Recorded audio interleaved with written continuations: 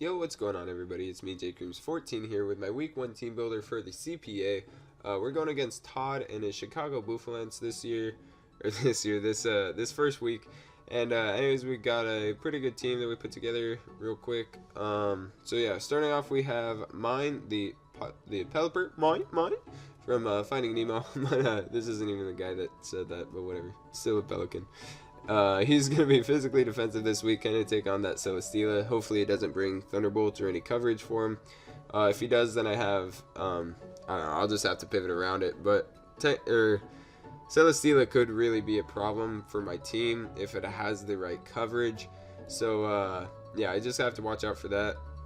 Anyways, we're rocking Hurricane, Scald, Roost, and Defog. Roost just for recovery, to keep just to keep Pelipper on the field longer, especially if he sets up rocks. Then I'm able to roost him off and then click Defog.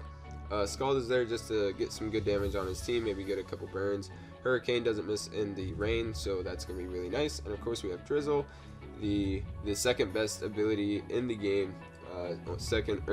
Not in the game. The second best ability of Pelipper's, obviously the first is Keen Eye, but that'd just be too good to run. Anyways, let's move on to the next Pokemon that we're bringing. We got Armday, the Mega Swampert, holding the Swampert. I think that he just automatically goes to the base form in the format that we use. But anyways, so yeah, Armday, just because look at those arms, he flexing on us. Anyways, we got Waterfall, Ice Punch, Iron Tail, and Earthquake. This thing is just a beast, especially with Swift Swim after I come in with Pelipper. It'll outspeed a ton of things, and with a stab, rain boosted Waterfall, that'll be doing a ton of damage to anything. This thing is adamant, as I can outspeed basically his whole team. I don't think his whole team with 230. Actually, yeah, I outspeed his whole team without being Jolly, and I don't think that I can outspeed anything with a Scarf being Jolly. So I decided just to go Adamant this week. He's super powerful. But anyways, yeah, that's Swampert, the Sweeper there. Next up, we got Saber, the Weakness Policy, Aegislash. This is looking to be one of the potential MVPs of my team. He's just so good with that stance change ability, and his stats just absolutely crazy. He's got King Shield, Shadow Claw, Autotomize, and Iron Head. Hopefully I can get an Autotomize off when he gets hit with that, and the Weakness Policy activates. That way I can just kind of sweep with this thing. Shadow Claw and Iron Head, two very powerful stabs. Plus 2 speed, this thing should just be wrecking havoc on Todd's team. But next up, we got Wizard of Schnoz, whatever. Alakazam holding the Fighting Z with Magic Guard. It's got Psyshock, Energy Ball, Focus Blast, and Substitute. We're rocking a Timid Nature just because I need to be outspeeding things like, not Weavile, because that's too fast. But yeah, just outspeeding stuff. But we got Psyshock for coverage on the defensive side. We got the Substitute just in case I can catch him on a switch with this thing. But anyways, hopefully he'll put in quite a bit of work. Next up, we got Moonwalker, the Unaware. Oh, we did bring Unaware. Unaware Clefable with leftovers. It's got Stealth Rock, Moonblast, Thunderwave, and Moonlight. And yeah, so this thing is just our physical defensive wall. It can really be a beast, and yeah, just hopefully it can just take all the hits in the world from Todd's team, as he does have a more physically offensive team. There isn't a whole lot of special threats, I guess, on his team, so that's why I prep more for the physical side of things. Anyways, finishing off our team is Rich Chick, the Cinccino, holding this Choice Scarf with Skill Link, Bullet Seed, Rock Blast, Tail Slap, and U-Turn. This thing is just a really good Pokemon, and I'm glad that I could pick it up this season. I think that it's going to put in quite a bit of work, maybe Banded, maybe Scarf, you know. But we got U-Turn for momentum, Tail Slap just for powerful stab, Skill Link, nonsense, Rock Blast, and Bullet Seed are there for coverage. But anyways, yeah, mouthful of spit, gosh. I'll see you guys in the battle. And welcome back to the battle, everybody. So here we have the team matchups. As you see, we have the Pelipper, Mega Swampert, Aegislash, Alakazam, Clefable, and Cinccino. And go ahead and check out the team builder just a little bit ago if you want to see why I brought these sets. On the opposite side, he has a Celesteela, which is extremely terrifying to me. Weavile, Staraptor, Mega Manectric, Sandslash, and Medicham. So yeah, I'm thinking that his lead might be Mega Manectric to either get a Volt Switch off on the Pelipper, which could be my lead to set up the rain. So that's why I go ahead and lead out with, who did I lead out with? Well, it looks like we'll go ahead and see. I actually forgot.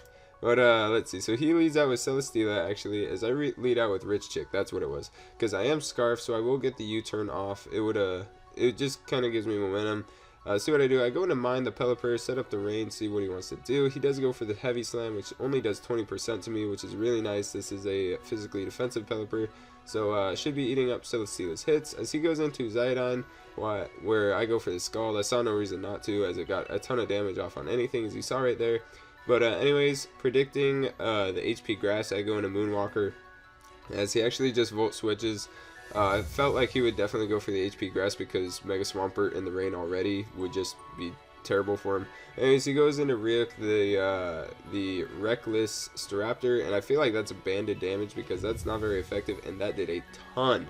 So, terrifying Staraptor right there. As he goes into Pangolin, I go for the King Shield to try to get that drop on the Staraptor, but unfortunately, nothing happens. I go into Mine again, set up the rain, and I feel like I can scare him out with a Scald, as rocks really don't hurt my team that much at all. The only thing it really hurts is his Pelipper, and I do have Roost, so I do just go for the Scald again. Another free Scald is always good against this team, and actually lets his Sandslash go down, so he has no Spinner now. He goes into Ryuk, the Staraptor again. As I go into Saber, I can take one more Brave Bird that does 46 damage. That it's insane.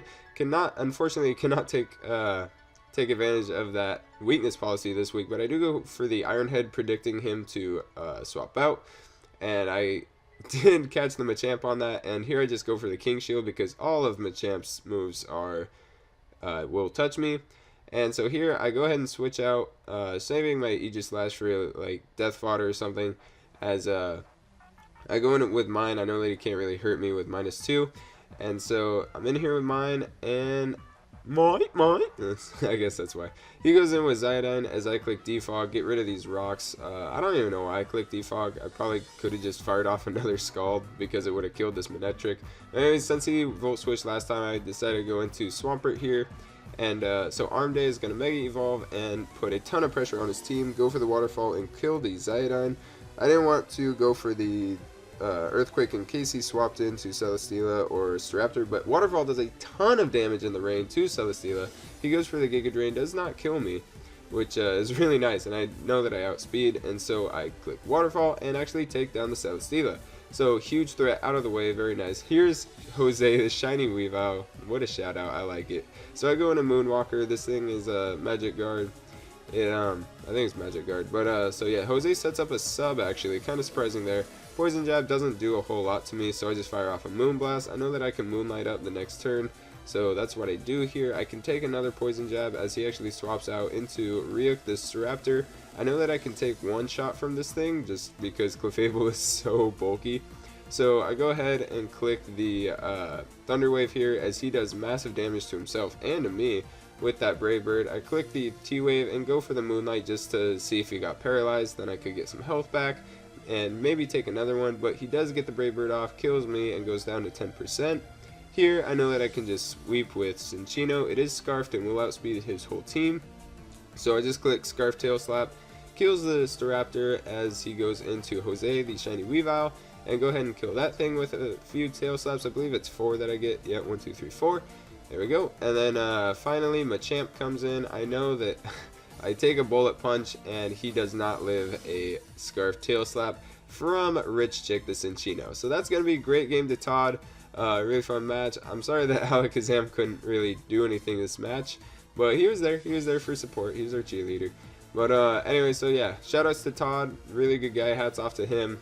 I face him in the PEBA sometime as well, so I'm looking forward to that match, as it's a little bit more showcased of a league on my channel. But yeah, so this is kind of my secondary league. I'm not going to be paying as much attention to it as I will the PEBA, but still, it's really fun to go against these guys and give it my all. So anyways, great job to my team picking up a 5-0 this week.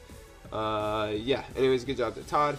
Have a great day, everybody. This has been CPA Week 1. Bye-bye.